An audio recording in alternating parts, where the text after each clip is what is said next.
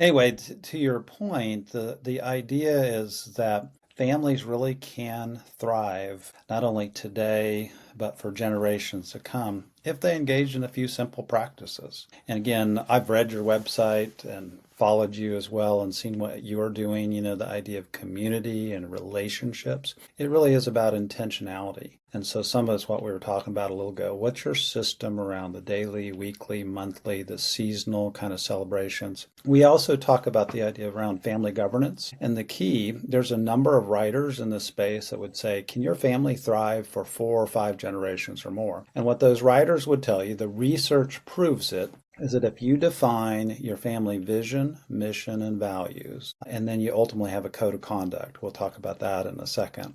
But if you define your family vision, mission, values, and you can clearly articulate it, and your kids adopt it and communicate it to their kids, you really can. It's the research proves it, but you got to start with the idea of vision, mission, values. So what do you want your family to be? What's the great dream 150 years from now? And we say, you got to think about this, by the way, from a marketing perspective. How well can they remember it? So we teach the idea of 5 to 7 words in our materials.